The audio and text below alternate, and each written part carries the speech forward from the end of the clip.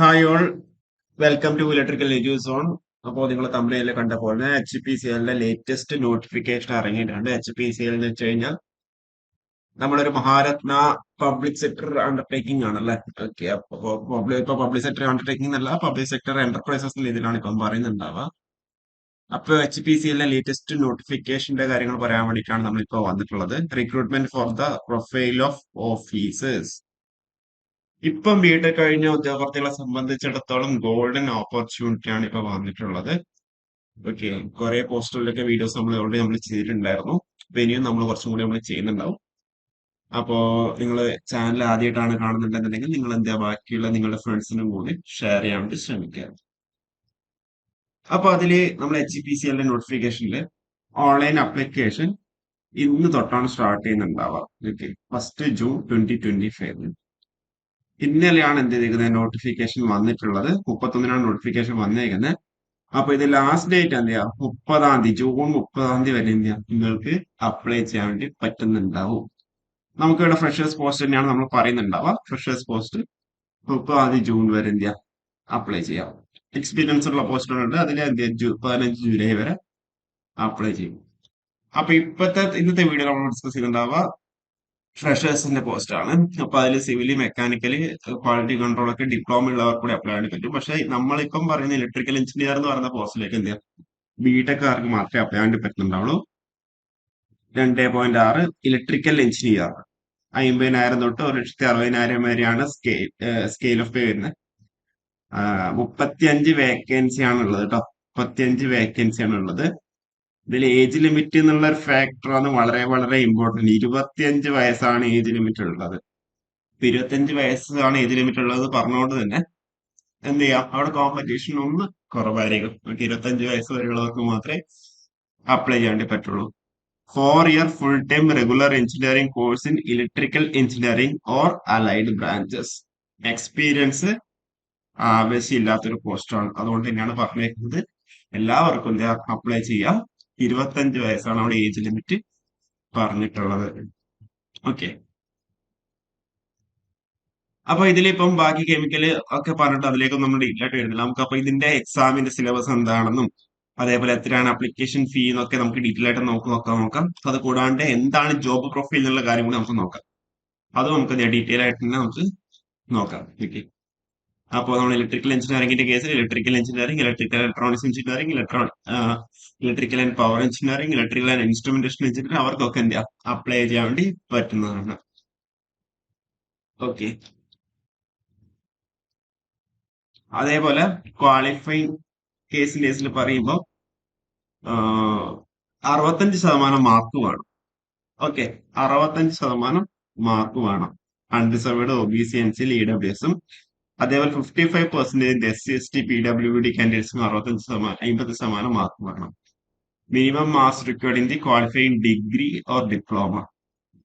Okay, അപ്പൊ എന്താ minimum നിങ്ങൾക്ക് 65% മാർക്കുള്ളവർക്ക് മാത്രമേ അപ്ലൈ ചെയ്യാൻ വേണ്ടി പറ്റുന്നുണ്ടാവുള്ളൂ.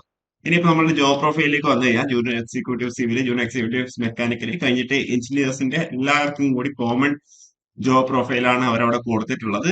Engineers mechanical, civil, electrical and chemical. അപ്പോൾ the engineers may be posted in any of the profiles such as operations, sales, engineering and projects, retail outlet upgradation, operation distribution, or refinery, etc. നിങ്ങൾ എവിടെ വേണമെങ്കിലും post ചെയ്യാം. ചിലപ്പോൾ നിങ്ങളെ എന്താ പറയണ്ടേ സെയിൽസിലേക്കായിരിക്കും ചിലപ്പോൾ ഇടുന്നുണ്ടാവുക. ഓക്കെ, അല്ലാന്നുണ്ടെങ്കിൽ എഞ്ചിനീയറിംഗ് പ്രൊജക്ട്സിലായിരിക്കും നിങ്ങളെ പോസ്റ്റ് ചെയ്യുന്നുണ്ടാവുക. അതുകൊണ്ട് തന്നെയാണ് എന്തിരിക്കുന്നത്, ഇത് ഓഫീസർ പോസ്റ്റ് എന്നുള്ള രീതിയിലാണ് അവരവിടെ പറഞ്ഞിട്ടുള്ളത്. Okay. The broad job role expectation is given below are indicative in nature. Okay. അതായത് operate and maintain pipe systems at pumping, booster and receiving stations, driver, retail, LPG, lube etcetera, റീജിയൽ locations. അതായത് ആ ഒരു റീറ്റെയിൽസിന്റെ ഒക്കെ എന്താ അത് drive ചെയ്യേണ്ടി വരും. നമുക്ക് അതിന്റെ ഓണർഷിപ്പ് എടുത്തിട്ട് ചെയ്യേണ്ടി വരും. അതേപോലെ provide technical service to industrial consumer clients to support product performance and customer satisfaction. Plan and execute projects involving LPG plant construction and augmentation and pipeline infrastructure. Manage construction and modernization of retail outlets. ഇതൊക്കെയാണ് എന്ത് ചെയ്തിരിക്കുന്നത് അതിന്റെ job profile ആയിട്ട് വരുന്നത്. Any other activities as assigned by the supervisor also. Okay, അപ്പൊ ഇതാണ് job profile വരുന്നത്. ഞാൻ നിങ്ങൾ ആണ് ജസ്റ്റ് സ്ക്രീൻഷോട്ട് എടുത്താൽ മതി. അപ്പൊ എന്നാൽ ഇതിന്റെ കൂടുതൽ ഡീറ്റെയിൽസ് നിങ്ങൾക്ക് തന്നെ നോക്കി മനസ്സിലാക്കാം. അതുകൂടാണ്ട് ഈ ഒരു നോട്ടിഫിക്കേഷൻ വേണമെങ്കിൽ ഞാൻ ആഡ് ആക്കാം. ഓക്കെ, ഇതാണ് short listing and selection process എന്ന് വരുന്നത്. അപ്പൊ ഷോർട്ട് ലിസ്റ്റിംഗ് ആൻഡ് സെലക്ഷൻ പ്രോസസിന്റെ കേസിൽ പറയുമ്പോൾ നമുക്ക് അവിടെ സ്വാഭാവികമായിട്ടും കമ്പ്യൂട്ടർ ബേസ്ഡ് ടെസ്റ്റ് ഉണ്ടാവും, CBT ഉണ്ടാവും.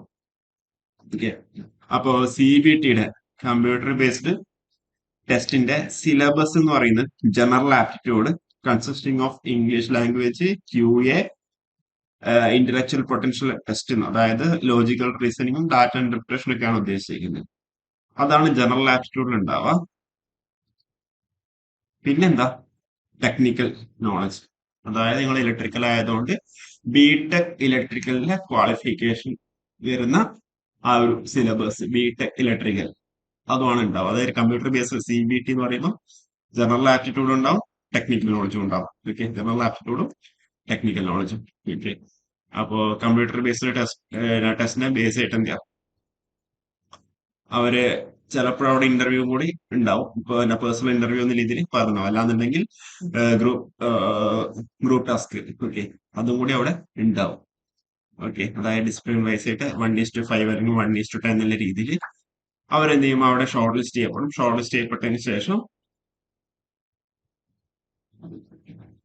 ആണ് എന്ത് ചെയ്തേക്കുന്നത്, ഇന്റർവ്യൂ ഉണ്ടാവും. അതിനുശേഷമായിട്ട് ഫൈനൽ സെലക്ഷൻ പ്രോസസ്സിലേക്ക് പോകുന്നുണ്ടാവുക. നമ്മുടെ ഒരു പേ സ്കെയിൽ എന്ന് പറഞ്ഞാൽ 50 തൊട്ട് 1,60,000 ആണ്. അപ്പൊ CTC എന്ന് പറയുമ്പോൾ 17.72 ലാക്ക് ആണ് പിന്നെ സാലറി വരുന്നുണ്ടാവുക. 17.72 കോസ്റ്റ് ടു കമ്പനി 17.7 ലാക്ക്. അപ്പൊ അതായത് BTech ഫ്രഷേഴ്സിനെ സംബന്ധിച്ചിടത്തോളം നല്ലൊരു സാലറി തന്നെയാണ് അല്ലേ. അപ്പൊ ആ ഒരു രീതിയിൽ 17.72 ലാക്സ് ആണ് അവിടെ സാലറി ആയിട്ട് വരുന്നുണ്ടാവുക. പിന്നെ ബോണ്ട് വരുന്നുണ്ട്. ബോണ്ട് നമ്മൾ നേരത്തെ പറഞ്ഞ പോലെ ഈ ഒരു പേ സ്കെയിൽ ആകുമ്പോൾ 3 ലക്ഷം രൂപയാണ് ജനറൽ കേസിൽ ബോണ്ട് എമൗണ്ട് വരുന്നുണ്ടാവുക. SC ST PWD EWS candidates ആകുമ്പോൾ 50,000 രൂപയാണ് വരുന്നുണ്ടാവുക. ഓക്കെ, അതേപോലെ റീടെൻഷൻ എമൗണ്ട് എന്ന രീതിയിൽ അവരോട് പറഞ്ഞിട്ടുണ്ട്. ആ ഒരു രീതിയിലായിരിക്കും അവർ റീടെൻഷൻ ചെയ്യുന്നുണ്ടാവുക. ഓക്കെ, അതായത് the above retention amount will be deducted shall be released after 3 years without interest. അതായത് 3 വർഷം കഴിഞ്ഞ് കഴിഞ്ഞാൽ എന്താ, 3 വർഷമാണ് ബോണ്ട് ഉള്ളത്. അപ്പൊ അത് നിങ്ങൾ കൊടുക്കേണ്ടില്ല. അത് ആ റീടെൻഷൻ എമൗണ്ട് എന്ന രീതിയിലായിരിക്കും അവിടെ പിടിക്കുന്നുണ്ടാവുക. 3 വർഷം കഴിഞ്ഞാൽ നിങ്ങൾക്ക് തന്നെ ആ ഒരു എമൗണ്ട് പ്രൊബേഷൻ പീരീഡ് കഴിഞ്ഞ് കഴിഞ്ഞാൽ നിങ്ങൾക്ക് അത് റിലീസ് ചെയ്ത് തരുന്നുണ്ടാവും. പിന്നെ പ്രീ എംപ്ലോയ്മെന്റ് മെഡിക്കൽ എക്സാം ഉണ്ടാവും. പ്ലേസ് ഓഫ് പോസ്റ്റിംഗ് എവിടെ വേണമെങ്കിലും പ്ലേസ് ചെയ്യാം. പ്രൊബേഷൻ എന്ന് പറയുന്നത് 1 ഇയർ ആണ് പ്രൊബേഷൻ വരുന്നുണ്ടാവുക. ഡേറ്റ് ഓഫ് ജോയിൻ തൊട്ട് 1 ഇയർ ആണ് പ്രൊബേഷൻ ഉണ്ടാവുക.